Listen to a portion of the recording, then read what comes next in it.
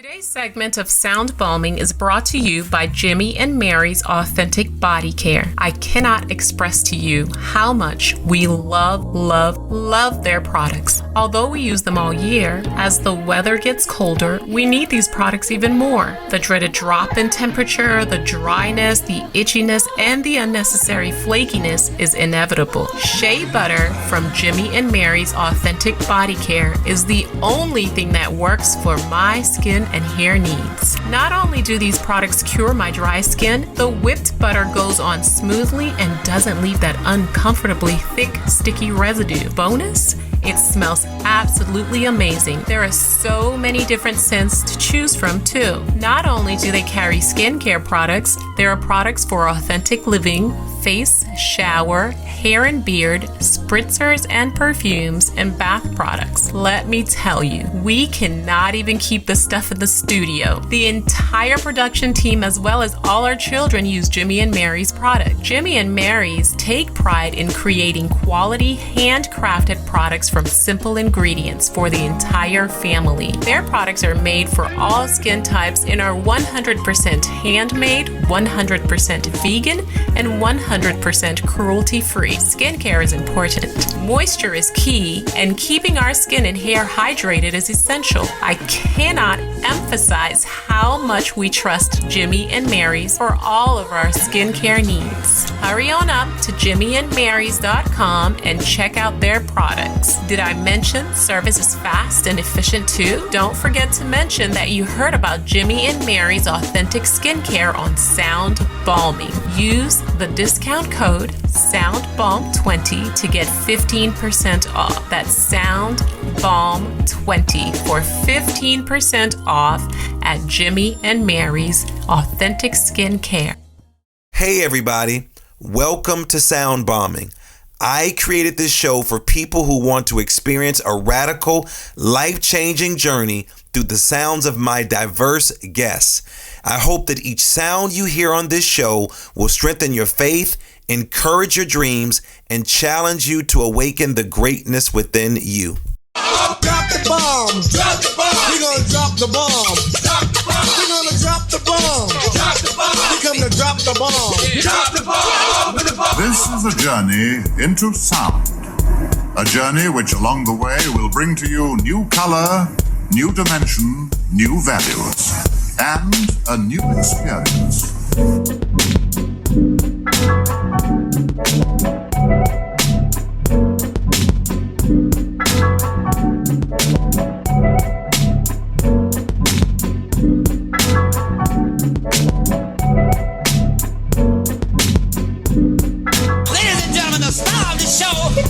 Lamar Darnell Shields.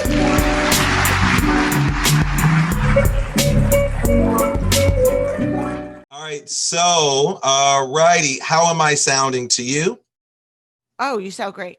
Okay, and same here. All right, so we're going in 5, 4, 3, 2, and 1. This is December 17th. Sean Rosensteel, Laurie Palau is our guest, and we're going in 5, 4, 3, 2, 1. Welcome to my show. Good morning, good afternoon, good evening, whatever time of the day it is. I am the creator of Sound Bombing, and my goal with this show is to introduce you to people with ideas that will help you unlock your full potential, just like our last guest, Sean Rosensteel, who talked about the importance of maintaining a great work life and balance. And today is going to be right in line with that. I'm so excited that you decided to hang out with me today. It has been on a whirlwind. Happy Hanukkah, Merry Christmas, Happy Kwanzaa, whatever you're celebrating. I'm so excited you decided to hang out with me. We got some new equipment in the studio, so thank you all for being patient. Thanks, my amazing guests, for sitting there waiting patient. But, you know, we always have to start out our show with our mindfulness, our 3 breaths, because, again, meditation and breath works keep me balanced, and you, from basically writing into me, said it keeps you balanced. So again, you should not be doing this while you're walking. You should not be doing this while you're driving. You should be doing this in the comfort of your home or your office, wherever your space is. So we're going to start out with our 3 breaths. We always inhale through our nostril. We hold it for 3, then 5, and then 10. So as my beautiful guest sits there, Laurie, can you just join us if you would like? So here we go with our first inhale. 1, 2, 3. Hold it for 3 seconds. Exhale. Now we're going to go a little deeper. We're going to do 5 seconds. Inhale. Exhale. Now we're going to go much, much deeper. This time we're going to go for 10 seconds. We all need this. I know I need it. And let's go. Inhale. Hold it for 10 seconds. Exhale. And what do we call that? We call that the breath of life. I am so excited that you decided to hang out with me today, not because I do anything special. It's because you heard, or you've listened to, or somebody might have shared this with you, or you might have read about us on all the social media out there. You heard I have some of the most amazing guests, and you are right. I do. Not because I do anything amazing. Well, because my producer is amazing and my engineer is amazing, and they find some of the most amazing people. So let's get down to it. Sound bombers, what motivates you to be so organized? Some of you are like, he must not be talking to me because I am not that organized. Well, did your parents punish you when you were a kid if you didn't keep your things in order? Some people find getting organized to be scary or unpleasant tasks that will never get done. And it doesn't really matter. These people don't understand why being organized is so important. Unfortunately, this mindset leaves people with messy, cluttered houses and a mundane amount of stress.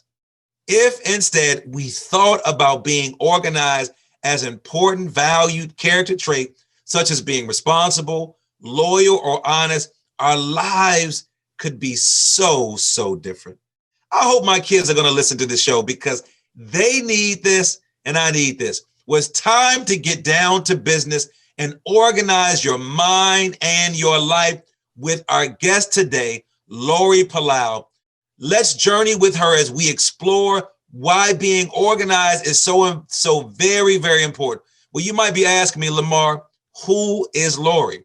She's the author of the book, A Hot Mess, a practical guide to getting organized, host of the popular weekly podcast, This Organized Life, and founder of Simply Be Organized, a lifestyle company helping people live simply and work smarter. Her advice has been featured in national publications, including Real Simple and the New York Times. Laurie speaks on the topics of clutter, parenting, and entrepreneurship. Her Clutter Clinic is a nationwide workshop providing strategies to help your team, your group, your organization, or you feel empowered to tackle the areas where you feel most overwhelmed. Laurie, save me. Welcome to the show. How are you doing today? Oh my goodness. Thank you. I'm doing great. How are you? Thank you so much for having me. This has been awesome. So I always like to do a mental check-in, to check in with my guests because we're dealing with so much stuff around the world. How are you doing? How are you feeling? And let my listeners know where you are calling in from. Okay. So first of all, I'm blessed. I have a great family. We're all healthy.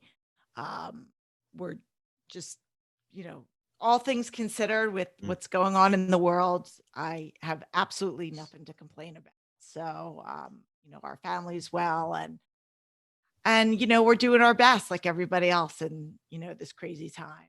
And I'm based in a small little suburb in Pennsylvania, right in between New York and Philly. So I'm like right midway between those two major cities. So did you guys get hammered with snow? The East Coast got snow.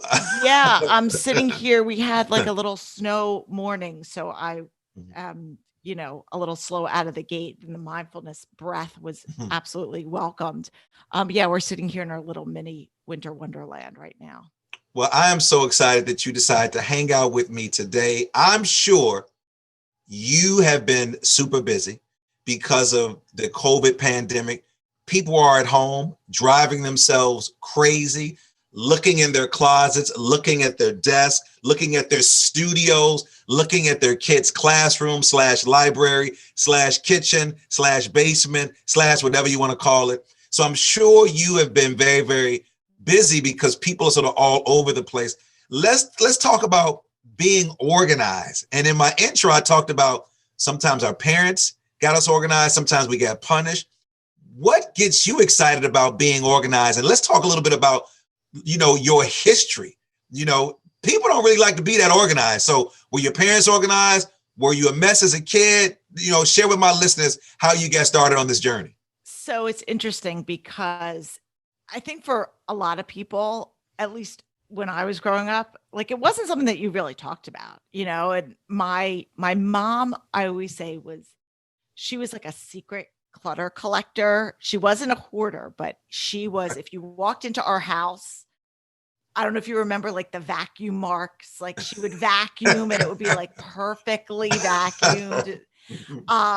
There was not a lot of clutter on the counters, but if you would open up a drawer, she was a collector. She was a saver.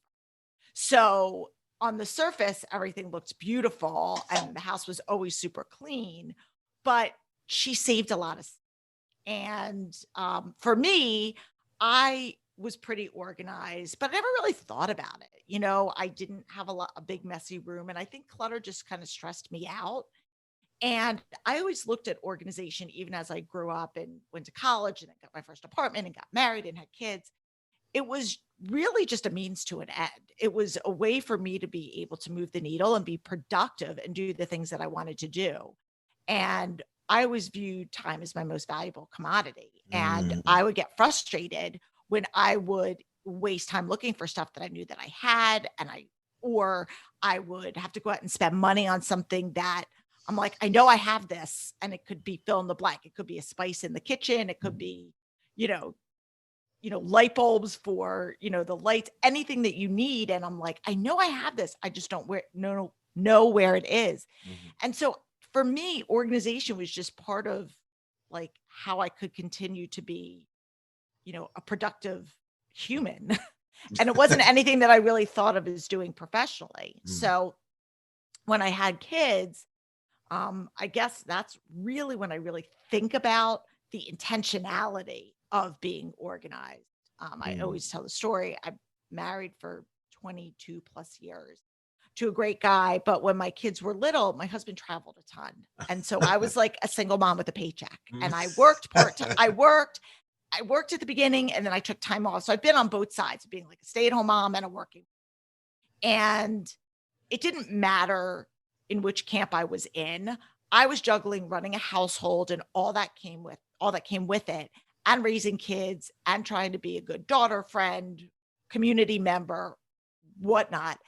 And if I didn't have some level of structure in my life, I would not be able to do the things that I did. So I just looked at organization as part of like a necessary function to be able to get this done.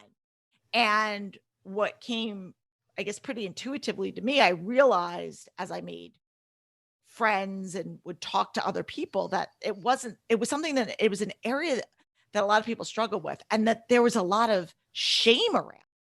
Shame where people would say, oh, or I'd be like, oh, come over to my house for a play date. I'm big on hospitality just in my life. Come on over, have a cup of coffee, have a cup of tea, bring your kids, whatever. And never really thought about it, and realized that there were a lot of people that didn't feel that way. And it wasn't because they didn't want to be hospitable, but because they were embarrassed. They felt, anxious or judged or all of these like host of things. And then that would trickle down into barking at their spouses or barking at their kids or all of these, emotions that I realized clutter goes a lot deeper than just the dishes in the sink. And so in 2009, that's when I started my business. And it was really a way for me to try to help people navigate some of these areas that they were struggling with. And it's grown since then. It's interesting listening to you talk. I was reflecting on one of my friends. She's a twin. Her name is Jennifer. And Jennifer said, she was talking about her brother. Her brother's an artist. He's a poet. He does all these artistic things. And she said to me, she went to her mom and said to her mom, my brother, he has all these great skills. He's an artist. He does this, that, the other. And she says, what is my skill? And she said, her mother looked at her, and I listened to you. I just thought about this. She says, Jennifer, you're very organized. Now, could you imagine telling a 10-year-old kid, like, your brother is doing all these things? And she says, but when you get older, you're going to value being organized. And Jennifer raised, 3 boys. So you can only imagine that skill that her mother said that she was going to value, or the skill that she said she had at a very young age. So you're right, is that it's so important, this concept of organization, because people are all over the place. And with the onset of COVID, the high level of anxiety, with the onset of our children being in our space more and more, not even just our children, our partners being in our space, and we're seeing this stuff in our space. My friend, Dr. Melva Green, she was a part of Hoarders. She was a doctor on the show. And I was trying to figure out, man, why do people hold on to stuff and they don't want to let anything go, until I started to reflect on my own stuff. I saw the film Minimalist. I read the book Minimalist, and I started to realize I didn't need all the things. What are you discovering from the work that you're doing about the nature of people as you come into their spaces, to their office, to their home, to their classroom, to maybe to their workspace? What are you learning about people when it comes to clutter and not wanting to release some of the things that they have?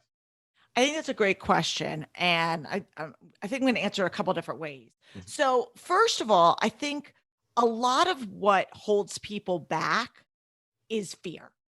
And it's not necessarily fear. Sometimes it's fear about the actual item, but a lot of times it's fear of the unknown, of I don't know what to do with something. So they have this indecision of, where does it go? What do I do with it?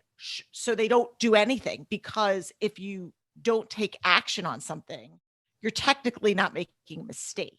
And there's a level of ownership that comes, which can be very empowering to somebody, but it can also be super intimidating, because for some people, organization is really a learned skill. And I do believe it is something that can be taught. I've seen it firsthand with my clients. And yes, it's something that for some people comes intuitively to, like your friend Jennifer, and someone like me. But even if you weren't, born with the air quote organizing gene, that doesn't mean that you're destined for this life of clutter and messiness and all these things. It just, like anything, it comes in a way of having this discipline and practice. So I think the first part is, I think we have to look at why people are holding on to things. Is it because they don't know what to do, or do they know what to do and they're still not doing it? And if it's the latter, then I think we really need to unpack why, like what their emotional stronghold is. So when I first look at people, I have 3 basic clutter camps that I put people that I look at, right? And there's some subgroups within them. All right, let me get prepared. Let me see. You ready? Let me get my phone, see which category I fall in. Go ahead. Okay. So there's physical clutter, which is obviously the stuff that you see, right? And that's what most people conjure up. And physical clutter usually results from just a volume issue, like you have more stuff than space, or you're just not putting it away properly, right? So if you can address the volume and you can start establishing systems, if it's purely clutter on the physical level, then it's just a matter of establishing those habits and systems. And that's a lot of the clients that I see. It's just busy people that just don't have the right systems. And once they are put into place, it's just a matter of practice and getting into that habit and routine of, oh, this goes here. Oh, this is what we do. And then it can be easily addressed.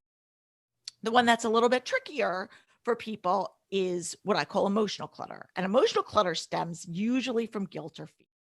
And that's where you start having your feelings of stress and anxiety and frustration and overwhelm and guilt and all of those things that hold us back. And sometimes emotional clutter is something that's been passed down because you see this generationally. And sometimes it's something that, again, it could be drawn out of a trauma, but I think it's important to identify where your where the source of your clutter is coming from, because the approach and the strategy you're going to take with somebody that's really struggling with emotional clutter is going to not be as black and white as somebody that's physical clutter. That's just like, I have a mess. I have no emotional attachments. I just need you to help me get this stuff organized. And it's a little bit more tactical. There's definitely more, what was your childhood like growing up? Why do you feel like you need to hold on to this? What would happen? Would you rebuy this again if you had the opportunity? So it's going through a little bit more of a therapy session, if you will, with clients to unpack kind of where that emotional stronghold's coming from. And then the third type of clutter, which I think a lot of people, and COVID's been interesting, I think, for this particular type of clutter, is what I call calendar clutter. And it's what a lot of people, present company included, were struggling with quite a bit leading up to COVID, is just being on the go and overextended and not having any margin. So when you have calendar clutter, you don't have the time to address all these things, and your house or your desk or whatever becomes the dumping ground because you're busy running from work to a community activity, to dropping your kids at soccer, to the basketball court, to wherever you're going. And so there's no time for you to sit there and address the mundane, laundry and paperwork, and even something as, basic as opening the mail. It becomes an afterthought. And so what happens is, when you get in these patterns of having calendar clutter and being overextended, I always say, look at your calendar like a closet. If you're continually adding new tasks, new obligations, new things into it, but you're not removing something, then eventually you're just not even going to be able to see the forest through the trees. So I think for a lot of people, calendar clutter was a great distraction for having to deal with a lot of the stuff, because you were on the go and you didn't have to see it. And then all of a sudden COVID hit and we're staring at our four walls, and then we have no excuse. And it's like, oh no, now what? So are you hearing and seeing more stories of just overwhelm? Because now you're in the space, and Laurie, you're getting a chance to look around, and it's almost like your home is sort of shrinking because you have the physicals. And I love the three categories that I think I'm sort of maybe the first one is just trying to put things in space. Are you seeing more people being overwhelmed with clutter now because of COVID? Yes. And I think some of it is situational, because again, you've got everybody at home. You've got your spouse that's used to working outside the house. They're home. You've got your kids who are used to being in a classroom, and now they're distance learning. Maybe you were used to working outside the home and you're working at home, or there's always, every meal is being eaten at home. So there's constantly more food and more dishes and more stuff, and everything is under one roof and you're not spread out. And so it can be suffocating for people. And to be able to say, okay, what are these zones? I'm fortunate that, we live in a house. It's not a huge house, but it's a house. So we can each kind of have our own separate corners, if you will, of where we're going to work and do school. But if you don't have that luxury, or you have a lot of people, or you live in an apartment, or you have roommates, that wasn't necessarily kind of in your plan when you moved into that space. And so now people are like doing double time, trying to figure out, how can I separate these spaces and create these zones without having this stare in my face 24/7. Yeah, so it's a lot of damage control. I talked to some parents yesterday, Laurie, because I'm doing a lot of self-care for parents, who is called Help, I'm Quarantined with My Child and Myself.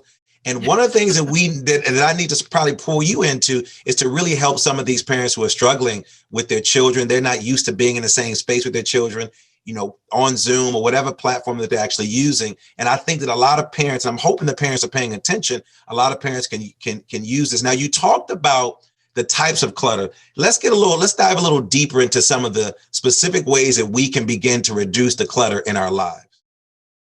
So what I try to do is, and that's a great question. So once you've identified kind of what I think I'm somebody that struggles with emotional clutter. I think I'm somebody that struggles with calendar clutter, whatever it is. Then we start to look at what are some common pitfalls? What are some habits that you tend to fall in? So I talk about 5 specific clutter pitfalls in my book, and they're procrastination, which is just putting it off until later. And again, it's harder nowadays. In some levels, it's harder, but we can always make excuses, right? So there's procrastination, there's indecision, which is what I mentioned earlier, which is that fear. I don't know what to do, so I'm not going to do anything. And I see that a lot, even with something as benign as opening the mail. You think opening the mail should be, super like easy and benign, but a lot of people that really is a very stressful task, and they'll get something and I don't know, do I need to file it? Do I need to save it? Remember, Laurie, when mail was exciting, your birth as a kid, your birth. Now we sort of sneak up on an envelope. There's an envelope right there. We sort of sneak up on it like something's going to happen. When you were a kid, I know when I was a kid, getting some letters in the mail was a big deal. Now we are terrified. And I'm not talking about because people are putting things in there that are trying to kill us like cyanide back in the day. I'm not talking about that. We are like creeping up on the mail and then it just stacks up, and stacks up more. And I'm speaking my truth as well. Stack and it stacks, and then all of a sudden you can't even see over the piles of mess. Yeah, and I think it's amazing when I talk to people how common it is to have mail be people's dirty little secret, if you will. And it shouldn't be, right? People will immediately, as soon as I walk in people's houses, they start to justify their house. Like, oh, it's normal. And I'm like, there's no judgment. This is not, this is a judgment-free zone. I really am not here to tell anybody what they should do or question why they don't do things. But yeah, I think so. Indecision is a really big pitfall. And again, I think it stems from the fact that people don't want to make a mistake. And most things in life are fixable. Not all, but most things are life fixable, especially when it comes to clutter. So I think, again, it's giving you that permission to say, it's okay. Even if we make a mistake or we put something here, we do something and we don't like it, we can always. The third pitfall is guilt, which weighs a lot on people. What would happen if I got rid of this? And guilt's interesting because it can come from like the emotional part of like, my kid made this for me and I feel really bad. Some of that stuff you need to take off the refrigerator right now. The kid is in college, Laurie, that painting from 3rd grade. And the kid doesn't want it. Exactly. And the kid doesn't want it. But it's that kind of mom guilt, but it's also guilt. Like my Aunt Edna gave me this vase and it was hers and it's ugly and it's not. You are hitting on, Laurie, somebody right now is going to be so upset because you're hitting every nerve. And that's why I want to bring you on so soon, because as we go into 2021, we don't want that mess to carry over. And like you said, it's no judgment. And as you're talking, I'm thinking about the conversation that I've had with family, significant others. You're striking a nerve. And anytime you strike a nerve with someone and they try to justify it, that there's some type of connection. And I love how you said this is a judge-free zone. But when you walk into people's space, and I do that as an educator, as an evaluator coming to space, when people start to explain before you open up your mouth, you just looked at a counter. Then all of a sudden they say, oh, you look at the mail. Oh, you hadn't said anything. That's own whatever that is and listen to what Laurie is saying, that everything is fixable. We can work this out. That's why we're here with you. So we're not here to bash any of you all to hear, but we know going into the next year, 2021, we know we want to prepare you for what's in store for you. The more that you give up, the more things that you would actually get. So you talked about guilt. What are some other things? Overwhelm, just the basic overwhelm. Being overwhelmed is just paralyzing. So it's like you might say, okay, I carved out a Saturday. I'm going to go and I'm going to tackle that basement or attic or garage or closet. And you open that door and all of a sudden you are just struck with fear. Like, I don't know where to begin. And that feeling of overwhelm can be paralyzed. And it really just stems from saying, I want to do this, but I don't have the strategy. And I make the analogy of like going to the gym. Like you say, okay, I'm going to, I'm going to set this New Year's resolution. I'm going to start eating right and working out, but you don't have a trainer and you're not really sure what to do. And you're in the right space and your intentions are good, but you're like, I don't really know what I should be doing. So you kind of just wander around aimlessly for an hour, doing a little bit of this, a little bit of that, but you're really not moving the needle. And then you get frustrated because you're not really seeing the results that you had hoped. And that really stems from just having that overwhelm. And so you want to do it, but you just don't have the right tools in your toolbox to make it happen. And sometimes it's as simple as listening to a podcast and getting some ideas. Doesn't mean that you have to hire a professional organizer. I mean, if you want to, great. But, like I'm always putting tons of free resources out there because I feel like, again, this is stuff, if you feel empowered and you want to tackle this stuff, what I'm doing isn't rocket science. I'm teaching you the strategy so that you can feel empowered to do this and then set the example for your kids or your spouse or, the generations to come. So I think overwhelm is a big one.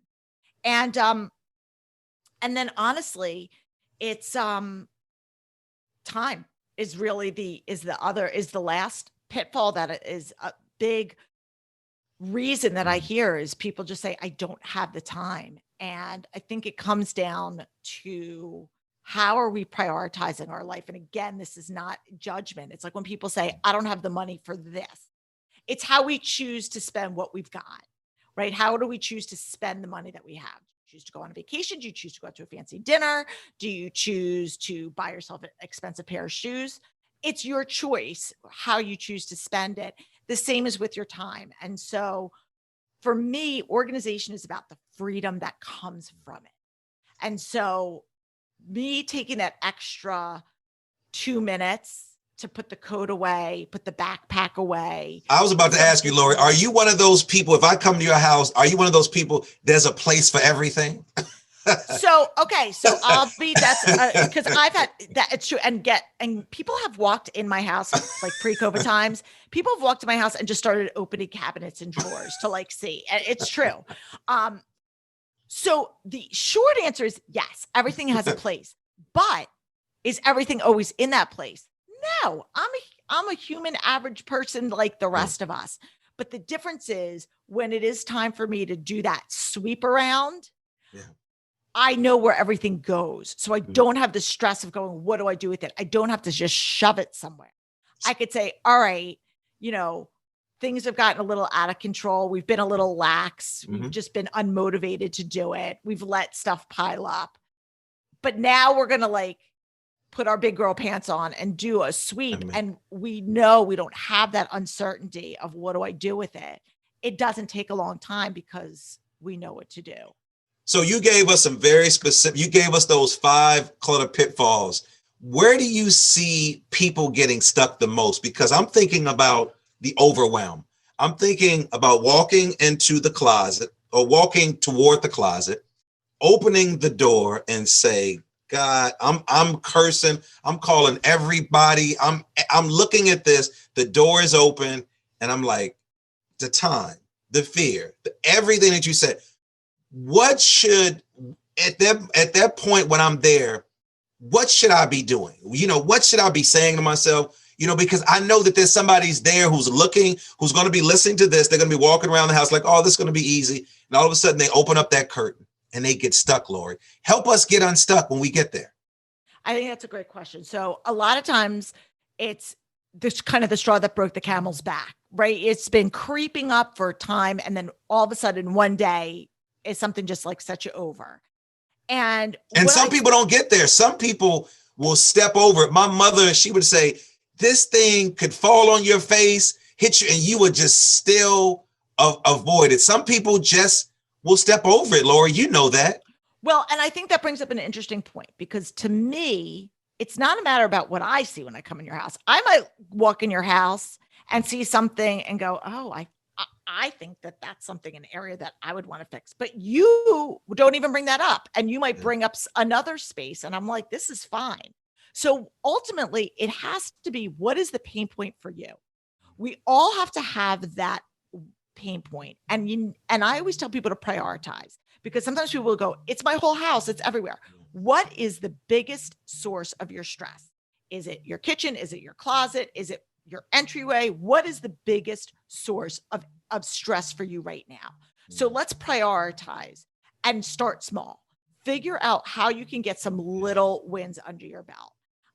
And so what I do from a tactical standpoint is say how much, and this has been really an interesting evolution because recently in the past couple of years, I've been doing a lot of research and work about personality types and styles and how each one of those specifically relates to their relationship with clutter.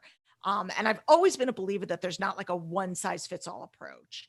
And, I always tell people you don't have to do it all. You don't have to dedicate a whole day. You could start with 15 minutes. And for some people that works and other people it doesn't. They need to like set that large amount of time. So I think it's about understanding kind of your own bandwidth.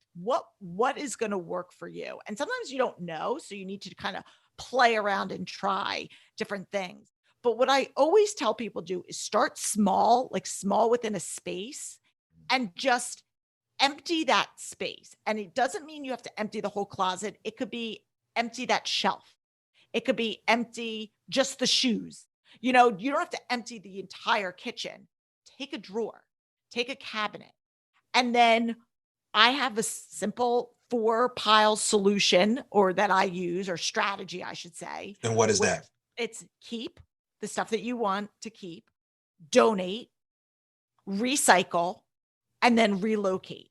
So I love the donate. I love the donate. That's the way I'm gonna let you finish, but we're gonna talk about kids next. But one of the things that I do with my children around winter and spring is we go through this cleansing and this cleansing or purging of things. And they know that once they purge and it's something about the spirit of giving. The people that give the most have the most. And so my kids have gotten on board with this whole process and they know that their stuff is going to a great place. It's going to, and it's not always going to the Goodwill or Savers or things like that, but sometimes it's going to a shelter. It's going to a family, a very specific family, or sometimes we take it to a homeless community outside and they love that giving piece. And then they know that we're going to replenish that with something later on. But that's not what they've gotten used to, the rituals and the routines of doing that. So I love those particular things. But as I said to you earlier, I talked to some parents and parents are struggling with their own stuff. Now, Laurie, we're in our house with our kids. What are some tips for getting kids on board with organizing and staying tidy around the place? So I think the first thing is you need to lead by example. I have a lot of parents that are very frustrated with their kids, but they're struggling with their own sense of organization. And I think the first thing is you really need to kind of do what's yours to do and start by saying, this is how we do things. And when they see that example, it's not always, obviously, but that is the first step. It's very hard to kind of preach organization when you don't have the skills yourself. One really big game changer for me as a parent, and I now teach this because my kids were pretty much my guinea pigs for like all the teaching that I do, is be really specific.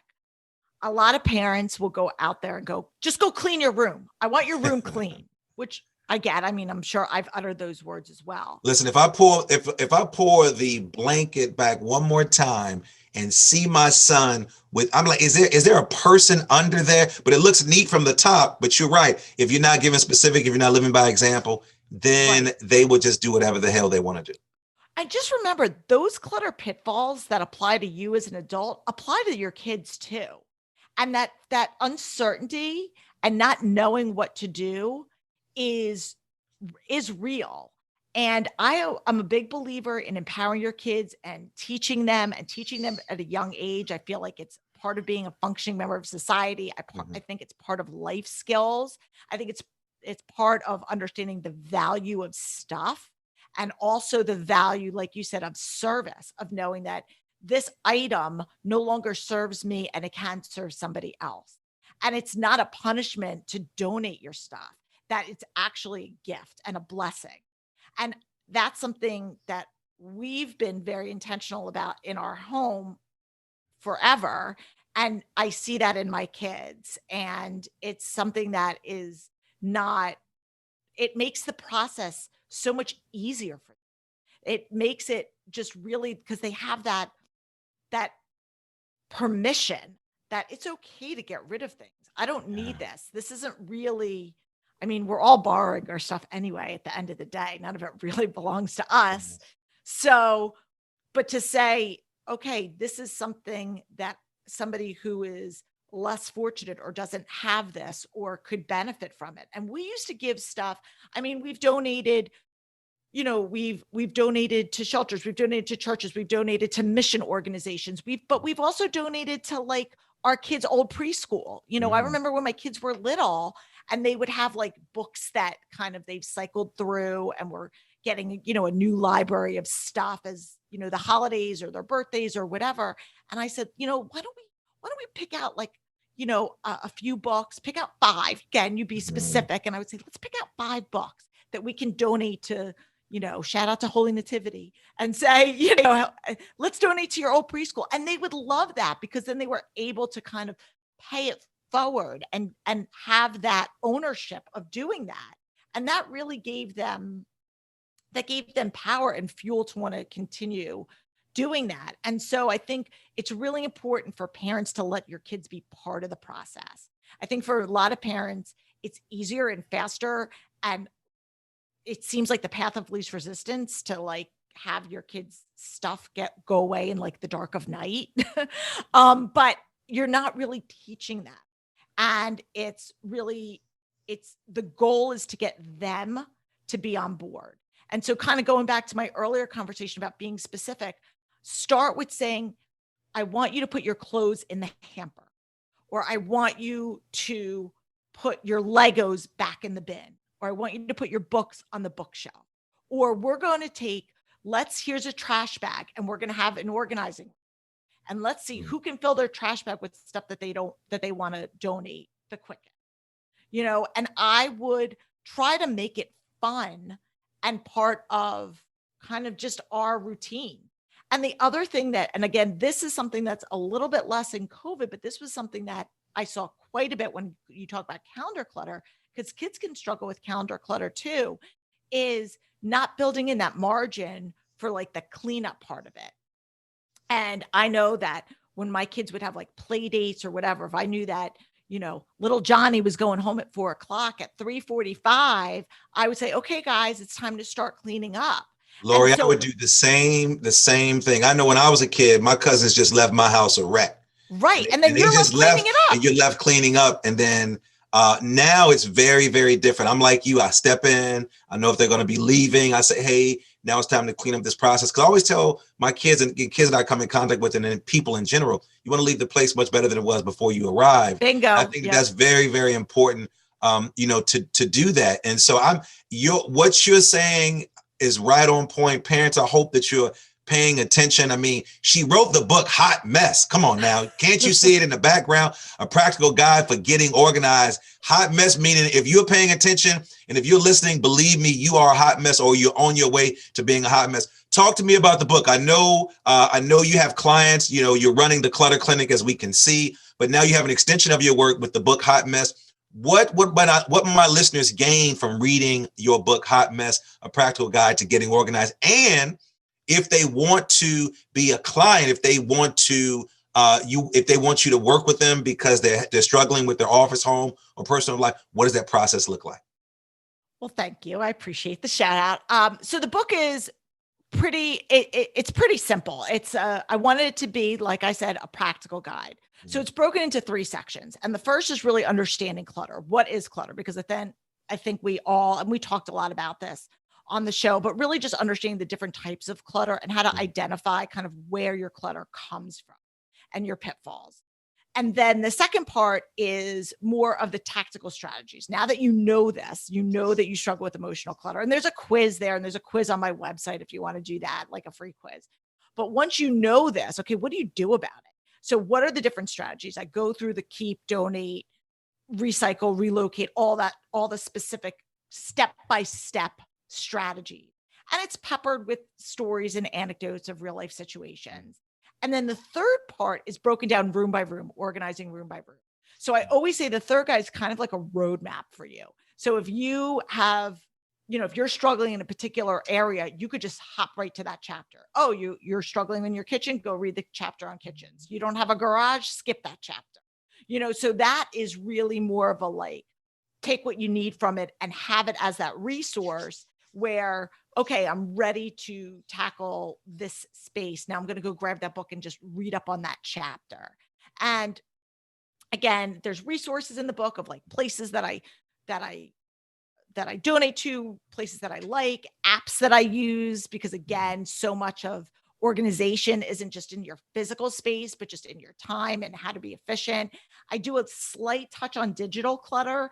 It's really a book onto its own. Oh, that is, let me just tell you, that is right there, a piece of work. When I was flying quite a bit, on the plane, that's where I spend a lot of my time either organizing my photos. I use this app that I called freeprints.com. Shout out to them.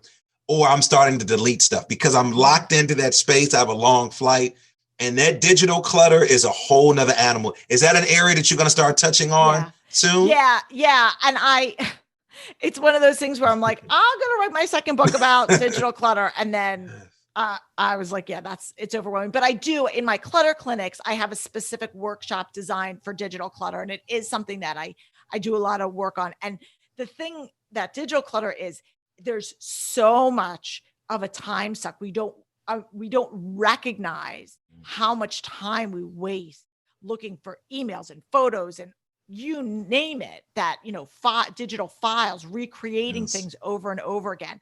And so it is a real epidemic, not just for ourselves, but also for our kids as we are, really immersed in. Well, one of the things that I've done, Laurie, when it comes to digital clutter with my children, I've created files I have 3 children, and I've created files for them. Be it if I've scanned their grades and if they want to check on this 20 years later, photos, videos. So each one of my kids have a file. I did the same thing with their photo album. If they're the dominant person in their photos. So for example, if you and I were brother and sister and it was my birthday party, of course you're going to be in the photos. But again, I'm the dominant person in there. And so that's been really, really helpful. Talk to me about the Clutter Clinic. Who are your clients? What type of people are coming to you saying that they need support from you? And what are some of the things that they're saying once they finish being a client? So I would say my core demographic are women ages 30 to 55. That's my core demographic. But because we're in denial. The men are in such. Now, when you get to the digital clutter, you're probably going to have all men who are there. But I will tell you, I have a long-standing client that will not let me go. I'm like, you don't even need me. And they're like, no. And it's the husband who is, and this is not because his wife is disorganized, but he's like, no, I need you to come out. I'm like, you're fine. But he's like, no, I need you. I'm like a security blanket.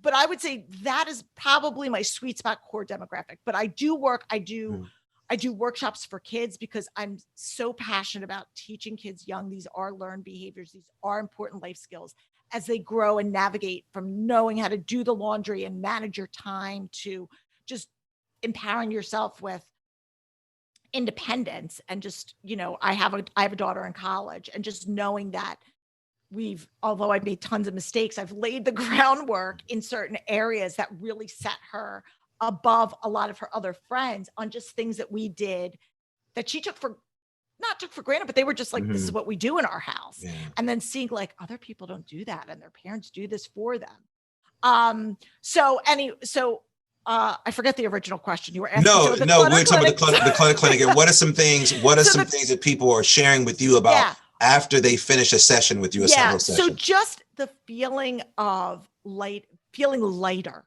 feeling more like empowered to tackle the world. Cleaning is therapeutic. I first thought about this when Gabrielle Union, the actress Gabrielle Union, who's married to D. Wade from Chicago, and she went through a traumatic situation where she was sexually assaulted. She worked in Payless in Nebraska, and she said that cleaning was a therapy. I thought I was the only one. Like I could put some music on or a podcast, and I go into a zone, and it was like therapy to me. So for those that are listening, we want you to understand when you come out on the other side of this and you see that garage clear where you can drive your car in or you can hang up some new clothes, you got to make space for the new stuff that are coming in. So Laurie is a great person I encourage you to engage with. Read her book, pick up her book, talk to her, check out the clinic. Laurie, how can my listeners get in contact with you if they want a copy of the book?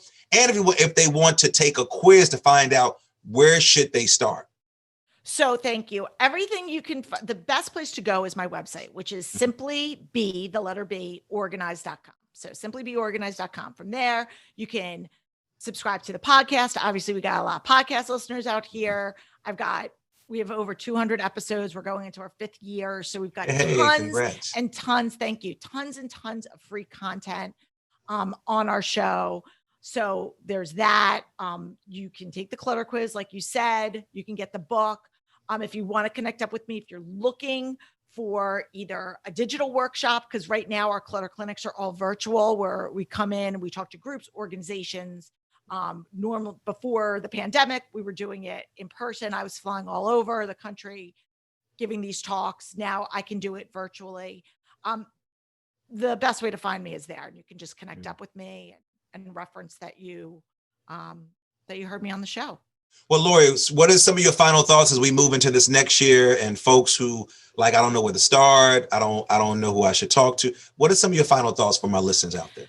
I think it's really important to just recognize that it's really not about the stuff.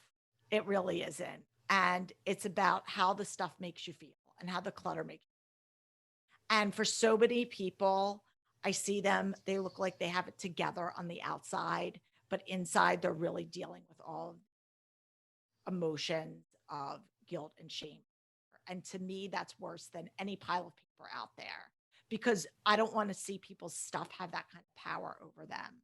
And as a parent, if you can give your kids the gift of independence and empowering them and teaching them these strategies, even if you weren't taught them, then you are giving them. That's as important as helping your kids learn to tie their shoes or hold the door open for somebody. And it's all about knowing how to kind of navigate life. And I think if anything, COVID has shown us that a lot of times for many of us, our homes have become an afterthought. And it's not that we have to make that the center of our attention, but we do really need to start kind of refocusing where our priorities are and maybe clearing out the stuff that doesn't really matter. Well, Laurie, it's been a pleasure hanging out with you. I love what you're doing. It's really going to help me reorganize and restructure the things that I'm doing. We just built a studio in the home, and so there's some things that are still all over the place. And then again, that digital clutter is real to me. So thank you for hanging out with me. But before you leave, the second part of my show is called the Super Bomb Questions, which is brought to you by Mountain Made. It's very different from the first part. This time I'm going to ask you a variety of questions, but I need you to respond as quickly as possible. And it's somewhat different from the questions that we asked prior because we want to go a little deeper. So you ready? I hope so. Okay. All right, here we go. Laurie, what's your favorite word? Yes. What's your favorite quote, Bible verse, or maybe a lyric that you love, a song? Oh, Philippians 2:3 is my favorite. God, you're going to ask me to quote it. It's basically, do nothing out of selfish ambition or vain conceit. Put others before yourself. I'm paraphrasing it, but love it. We get it. What's your superpower? Leadership. What's your spirit animal? Tiger. What brings you to tears of joy? Watching my kids grow into independent. What brings you to tears of sorrow? Being misunderstood. What do you wish you had more time to do?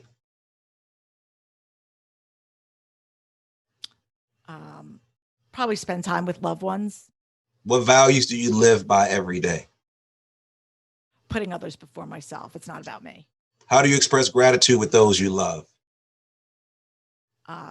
Service. What can I do to help them? Walk me through your morning routine. I get up. I go downstairs. I have coffee. I read a verse of the day, from the Bible. I usually do some informal meditation, just kind of like mindfulness. Think of some gratitude, thank God every day, having another day, and just kind of have a quiet time. And I try to read in the mornings. I find that reading, if I'm reading a book or reading Bible or whatever, like aside from the verse, if I'm doing something, I try to read in the morning because it's before my mind kicks into work. What's your connection with your spirituality and the work that you're called to do? Oh, it's just entwined.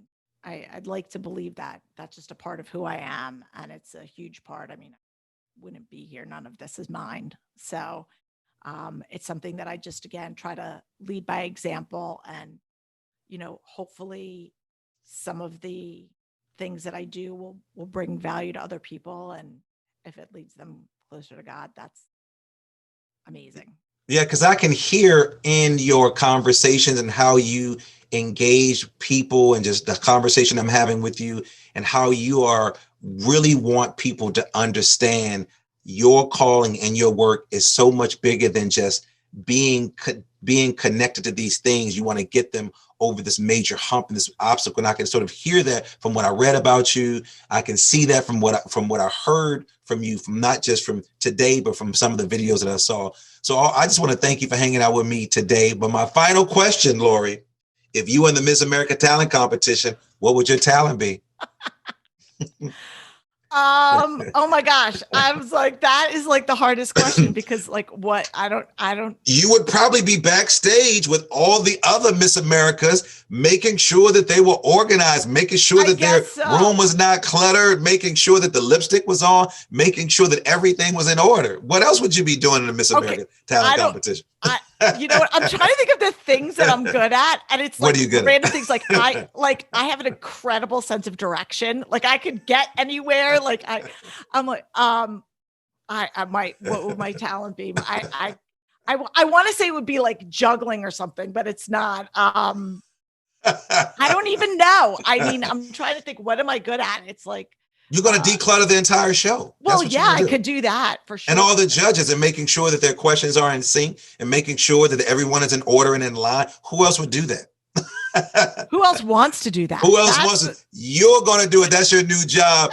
That's your new job, Laurie, over in the Clutter Clinic. You are a hot mess. You've been a hot mess hanging out with me. I love what you're doing. I want to thank you for helping to declutter not only just my mind, my body, and my spirit. I appreciate you hanging out with me. It has been a pleasure. Go and check out Laurie's podcast, pick up her book, sign up for her Clutter Clinic class. Don't go into 2021 with that same crap that you had in 2020. Leave some of that stuff behind. Laurie, thanks for hanging out with me. Thank you so much. God bless. I also want to thank my engineer, Alexander Blanc, my super duper producer, Nicole Klimpaka, and all of you for listening. We cannot do this without you. Leave a comment. Stop being stingy. Share me with all of your friends. We're on every media platform. If you want to know more about me, if you want to pick up some of my merchandise, Sound Bombing right here, go to drdrlds.com. If you want to pick up a copy of my book, What I Learned in the Midst of Chaos, The Making of an Ubuntu Teacher, you can do that there. But as always, believe that something wonderful is about to happen, but some people miss the message because they're too busy looking for the mess. Thanks for tuning in, and go out and do something for someone other than yourself today. You've been listening to Sound Bombing. Peace. All right. Good job. Now, before you leave, we have to do what we call a drop. Okay. And so you're going to say, my name is Laurie Palau. I'm the author of this. And then you're going to say, I was just on Sound Bombing. And then that's really just like you hear a radio drop like, hey, my name is Nicki Minaj. I was on 92Q. I'm hanging out in the studio with him, so on and so forth. So think about that. Your name, your organization, maybe the copy of your book, and how it was being on the show. And I'm going to keep it recording just in case you need to. In case I mess up so that you can edit it. Okay. All right. All right. Are you ready? Yep, I'm ready. And go. Hey guys, I'm Laurie Palau, host of This Organized Life podcast and author of the book Hot Mess, A Practical Guide to Getting Organized. And I was just on the Sound Bombing podcast. You were great. I like that. Go ahead. Okay. Sound Bombing podcast with Dr. Lamar Shields. Good. That was good. Yes. Go. And I was just on the sound bobbing. So start all over again. Oh, the whole thing from the top? You can't edit. Thing. Oh, come on. Come on. I know your engineer can do this. Okay. All right, go. Hi, everybody. I am Laurie Palau, host of This Organized Life podcast and author of the book, Hot Mess, A Practical Guide to Getting Organized. I was just on the sound bobbing podcast with Dr. Lamar Shields, and I forget what I was going to say. And I didn't say Darnell. No, that doesn't matter. You said I had a Okay. great time. That's it. All right. One more go. Just I had a great time, whatever it was. And go. Hey, everybody. I'm Laurie Palau, host of This Organized Life podcast and author of the book, Hot Mess, A Practical Guide to Getting Organized. I was just hanging out with Dr. Lamar Shields on the Sound Bobbing podcast and had a great time. Check it out. Bingo. You got it. Hey. Third time's a charm. I love it. Well, thank you. I wish you much success. Where are you based out of? So I'm in Maryland. What part? Baltimore. Oh, nice. So How we old just are your got kids? some snow. Yeah. So 19, 16, and 13. Oh, wow. Yeah. And so my son is going to 8th grade. My daughter has just finished her sophomore year. Well, no, she didn't. She just finished her second semester. Yep. First semester sophomore year. Where does she go to school? She goes to school in Texas, Prairie View A&M. Oh, nice. My daughter's is the same age. Oh, wow. She's same grade. Yeah. She just finished. She goes to Clemson down in South Carolina. Okay. But she's in she actually is right now in Texas. Is she? In Houston. Yeah, Hadiah School is near Houston. Prairie View. Is it? Yes, it's a historically Black college. It's probably 20 miles from Houston, but everyone always says Houston. It's actually in Prairie View itself. Okay. So she's out there with one of her friends. They road tripped out there, and then she's going to fly home to Philly. Wow. For Christmas. So she just texted me a picture. She's like, you would love the food here because everything's hot and spicy. Let me find out that mommy is hot and spicy. Well, I'm sure the weather is much better in Houston than it is here. Hadiah didn't really, when she went to school, she didn't really take any winter clothes at all. I mean, it was hot everywhere. Well, same with Zoe in Clemson. I mean, she's, she doesn't have that much. She's got a couple, but I'm sure Houston. Clemson, is she a big football fan? Got to be a football fan going. She is. She's my athlete. I mean, she was an athlete, and basketball's her sport. So she just does pickup games, but she's friends with all the basketball players and does, so that's her jam. Well, that is cool. I'm glad she's enjoying it. We're going to stay in contact with one another because I do what I've been doing, and I wish I would have met you earlier. I would have to boot somebody out to put you in, but I have an idea. I'm doing these summits now. I'm doing my first virtual summit of some of the most popular guests on my show. And so we're doing one in January. Nicole, my producer, she's working on that. And then we're going to do one. We're going to do one in March, specifically geared towards African-American women. So these are all African-American entrepreneurs. I can't help you and there. Then, sorry. That's out of my I thought you were light skinned. And then, but then there's this, I want to pair you with another person who does not talk about clutter, but she talks about, she really helped me out about really organizing your bedroom, your bedroom. Like your bedroom and the things that you and it really made me think about you because she's talking about being attached to certain things. So, but a real funny story. So my friend, I don't know if you ever watched the show Hoarders, but my friend Dr. Melva Green was one of the. So she's on it. So this is funny. I don't say it publicly. That's why I didn't put it on there. So Melva's on this show. She's the quote unquote specialist. So she went out of town for a week or two, and I had to stay in her house. So she called me back and she was like, "Hey, Darnell," she said, "How's the house?" I said, "Let me call the Hoarders show and tell them what I am seeing in this house right now." But she's always on the go, always on in front of a camera and just flying in and out. But it was just funny. So, but I learned a lot from hanging out with her. So I appreciate you hanging out with me. I'd love to meet her if you would. I think you and Melva, I'd love to get her on my show. That would be really, really good. She just got married, so she's still on this she's booed up now. So, all right. so she's really busy with that whole new thing. Yeah. So I haven't even been able to track her down, but I think she would be perfect for you. Yeah, no, absolutely. And your show's great. I hope it's doing well. And no, it is. We are, I mean, my goal is to really just help people just to get their stuff together. Yeah. And just really bring it on people who have different ways of helping them get their stuff together. And I really I really create the show to be selfish. It's really for me. I'm just sharing to learn with from other people. Yeah. That's really it. I'm just sharing. I'm just nice enough to share Laurie with all these other people. But I've learned so much about these, individuals that have come on here, the people that I've met. Like, I'm telling you, when I put together this virtual show, the people that I reached out to were like blown away. It was like, I can't believe that you considered me. But like one guy who's actually from your area, Tom Comer, Tom was really the first person. He said, if you ever want to do something together, he says, man, I'm your champion. Let's make it happen. And we had to reschedule it because we had a couple of deaths from COVID that was close to us. So I had to push some things back. And Tom says, hey, I told Lamar I'm down, whatever he's doing, I want to be a part of it. And the thing is, when I bring on people that are doing things that everybody needs, this is one of those things that everybody needs. And my mind is always racing because, like, I'm thinking of the parents that I talked to yesterday. I'm like, these parents could have used you. Mm-hmm. So if you're open for those opportunities, say, hey, Lamar, if you need me to talk to a couple of parents, just pull me in. I think it'll be a lot of fun. Anything I can do, please. Yeah. You have my contact information. Feel free to reach out. Any way I can serve you. Because I think I'm in a space with a lot of teachers. Teachers could use you. Oh God. That's why I said that when you do that digital book, it's going to be a whole nother level. I'm telling you, people are worn out, Laurie. They're just stressed from everything. And they need a lifeline. So look at me. This is why I apologize. I really did not think we were being on camera. I'm like, you are. It's funny. Somebody else, same thing. Majority of people now like to be on camera, but one lady in New York, she was like, look at me. And she turned the camera on and then turned it off. I said, you look great. No, she did. Nobody cares. Nobody cares. I'm like, whatever, I'm like, nobody's really paying. Well, you already, they're not already, as the old people say, you already snatched anyway. Exactly.